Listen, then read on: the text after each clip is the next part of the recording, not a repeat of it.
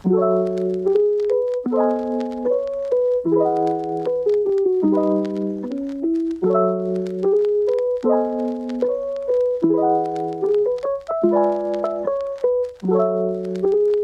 ya. Totan. Seperti kebanyakan pertanyaan-pertanyaan formal lainnya, meskipun kita udah kenal lama. Zaman sekolah kalau ada PR mah, kamu udah dapet apa PR kamu udah kerjain Selesai belum? belum? Selesai belum? Kalau belum kerjain dong, nak, gitu. Nah. Zaman kuliah tidak dibiarkan. Dibiarkan. Tiba-tiba dapat Tapi- kursi balik. Tapi banyak apa ya, efeknya itu banyak. Salah satunya dulu itu aku ngomong kayak gini tuh maksudnya nggak terlalu bisa loh. Apalagi kayak ketemu orang banyak gitu, jujur nggak pernah bisa di belakang layar loh kayak. Nah, setelah kuliah di sini itu apa ya, metodenya itu kan membuat makalah, nggak membuat makalah aja, tapi kita selalu disuruh presentasi, betul nggak? Betul. Presentasi setiap harinya, kan giliran ya. Nah, itu menurutku benar-benar metode yang mengajarkan kita buat bisa public speaking. Betul banget. Lalu keberanian juga di depan orang-orang gitu, minimal satu kelas lah gitu. Nah, ini FYI ya, ini pribadi. Jadi dulu itu aku benar-benar pengen ngerubah diriku yang pertama itu nggak terlalu bisa ngomong, sama di depan kamera pun apa ya, takut gitu. Takut khawatir. Betul. Mau ngomong apa kayak gitu kan. Akhirnya bagaimana caranya? Memang kita harus keluar dari zona nyaman sih. Serius, harus keluar dari zona nyaman. Dulu tuh gini, misal ada acara talk show, webinar di seminar di kampus-kampus yang mengadakan itu selalu gimana caranya sebelum aku berangkat, sebelumnya itu aku belajar dulu. Kita kan tahu ya temanya apa gitu ya, acara seminar itu apa. Serius, aku belajar dulu. Sempat bikin catatan nggak? Oh iya, sama-sama. Catatan, belajar dulu.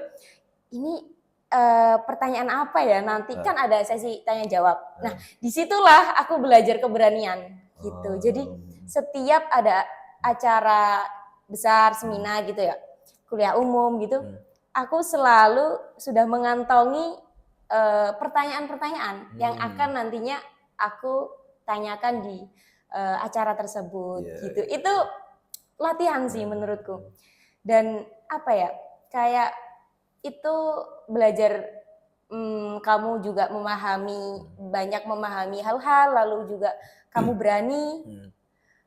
Gak gampang loh ya, kayak gitu tuh, yakin gak gampang. Jadi menurutku kamu harus belajar seperti itu. Meskipun pertama-pertama kamu harus, ini apa ya yang aku tulis, pertanyaan apa ya, ini pas nggak ya sama topiknya, nggak apa-apa, nggak usah malu, nggak usah minder gitu. Ini berbobot nggak sih?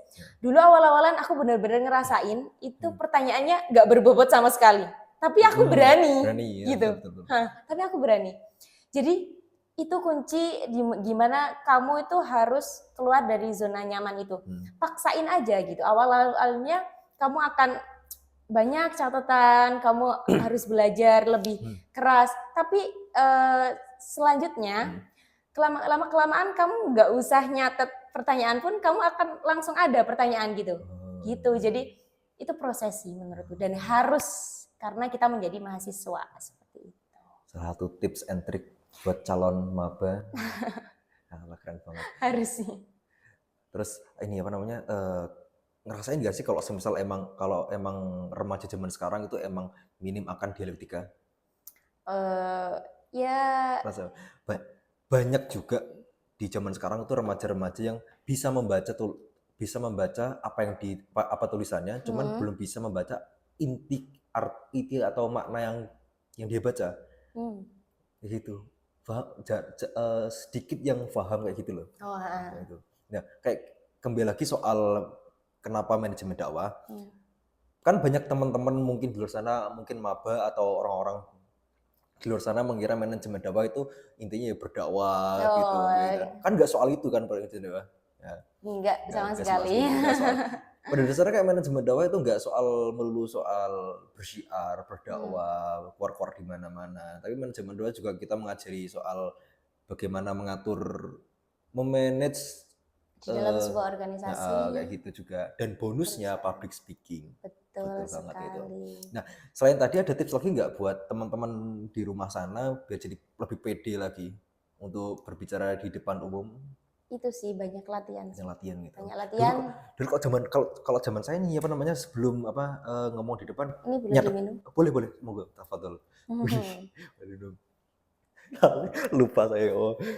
Dulu pas zaman saya ini sebelum berbicara di depan umum saya nyatet dulu emang kayak gitu. Nyatet dulu malamnya nyatet.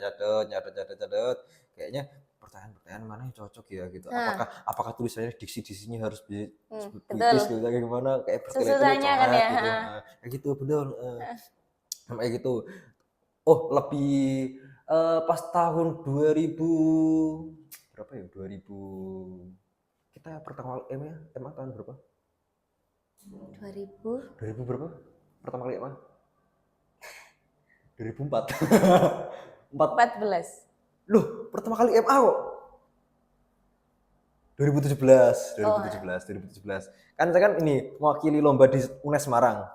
Lah, teman-teman UNES di Semarang itu ini. Untuk melatih kepedeannya, dia emang sengaja ini, apa namanya? Berbicara sama tembok. Kayak gitu. Jadi kayak contohnya dia dapat si satu mahasiswa ini dapat tugas untuk jadi MC contohnya. Dia emang udah punya kayak PowerPoint di kertas gitu, intinya poin-poinnya. Nah, selanjutnya dia improvisasi dengan cara menghadap ke tembok. Kayak gitu. Teman-teman kayak keren gitu. Iya. Kalau kaca sih. Oh, gila lebih efektif kaca. Kita kan tahu ya ekspresi kita juga terus mimik gitu. Kalau versinya Raditya Dika, seorang penulis, sekaligus komedian itu kayak gini. Kalau pengen lebih pede berbicara di depan umum itu jangan terlalu sering jangan terlalu sering melihat mata penonton, tapi sering-sering melihat dahi penonton gitu katanya gitu. Apa yang juga dilihat tuh. Tapi kayaknya juga efektif kayak gitu. Nah, itu beberapa cara-cara untuk jadi pede. Ya, kembali lagi buat teman-teman semuanya. Mungkin teman-teman di luar sana ada cara-cara lain untuk jadi pede. Mungkin atau menemukan cara-cara lebih unik lagi dengan cara kayang juga. Salto. Sebelum memasuki panggung ritual dulu mungkin gitu. Dan itu cara-cara kita berdua kayak gitu dengan mencatat, berbicara depan tembok, depan cermin gitu. Tapi kalau di depan cermin saya juga pernah. Iya kan. Lebih enjoy kayak gitu sih daripada depan tembok nggak dianggap gitu. Nambah kepedean juga nggak sih? Bener. Nah, setelah ini udah skripsi. Alhamdulillah skripsi. Udah PKL dulu atau skripsi dulu? PKL dulu. Skripsi sempro dulu baru PKL. Magang. PKL. Skripsi akhiran. PKL di mana kemarin? Kemarin PKL di salah satu biro travel haji umroh. Lintas Persada di sini. Daerah sini gitu. Berapa bulan PKL? PKL 1 bulan. Kita 1 bulan. Ngapain tuh?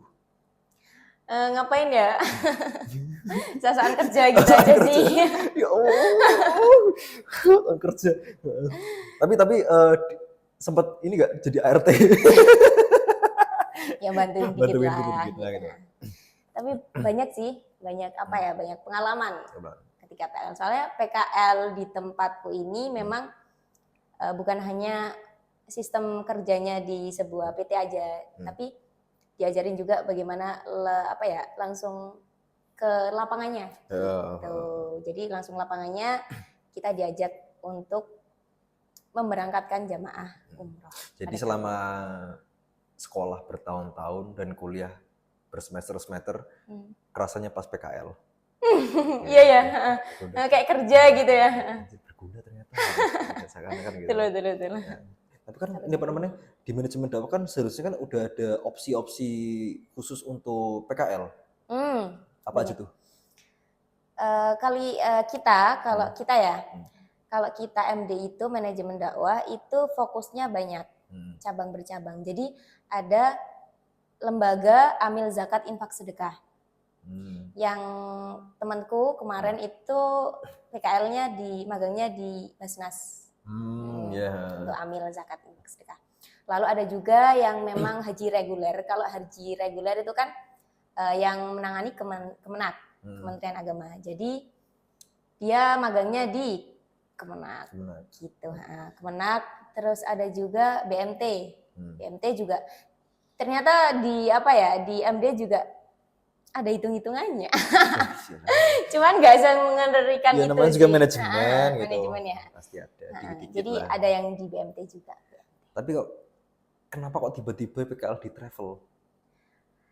Sebuah keberuntungan sebelumnya. Terima kasih untuk Bapak Jamal dan dosen-dosen MD lainnya. Di situ loh. Itu ada aslinya tidak itu aku ada dua sih. Aku sama Mbak Ismi namanya. Ya, Ismi. Itu tuh paling terakhir bahwasanya kita belum memiliki tempat untuk magang. Jadi koretan ya bahasanya. Koretan. Jadi kita teman-teman tuh udah punya gitu loh. Instansinya udah punya, mereka pun sudah melakukan magang. Nah, akhirnya terakhirlah saya sama Mbak Ismi itu ditempatkan di PT Prayoginitas Persada gitu. Perantaranya Pak Jamal. Pak Jamal lagi. Makasih Pak, teman saya udah dapat kerjaan sekarang. Tapi kan setelah PKL kan ini setelah PKL kan seharusnya kan udah fokus skripsian. Harusnya gitu. Tapi kan kalau dari kabar beritanya kan tiba-tiba Anda kan udah masuk ke sana gitu. Tiba-tiba masuk ke sana atau nanggung sekalian masukin gitu. Takdir tapi bejo enggak sih? Bejo. Iya. Termasuk bejo. Beruntung. Jadi 1 bulan waktu PKL itu Februari ya? Iya. 1 bulan. Nah, ketika itu bulan selanjutnya itu ternyata PT tersebut menginginkan atau membutuhkan sukaryawan. Terus pada mulanya nggak tertarik ya karena kita kan bingung ya pastinya nyusun skripsi, belum juga wisuda gitu loh. Jadi ngapain kerja gitu kan? Ngapain kerja? Akhirnya tapi dari dukungan banyak orang gitu. Terus dipikir-pikir juga, kenapa nggak dicoba aja gitu. Belum tentu juga keterima gitu loh. Kenapa nggak dicoba aja? Oke lah. Gitu. Akhirnya dicoba dan alhamdulillah keterima. Jadi 1 bulan magang di situ, terus 1 bulannya Maret itu ya berarti itu sudah menjadi bagian dari PT tersebut. Iya. Karena pada dasarnya keberuntungan itu bisa diciptakan. Betul. Kesempatan. Kesempatan. Benar-benar kesempatan sih itu. Jangan lewatkan kesempatan. Oh iya benar. Itu kesempatan banget. Jadi gini, ada tipe takdir itu sebetulnya dunia ini tuh tidak membutuhkan kamu siap, tapi kamu yang harus siap. Gitu. Jadi misal awalnya juga saya kan bagian administrasi.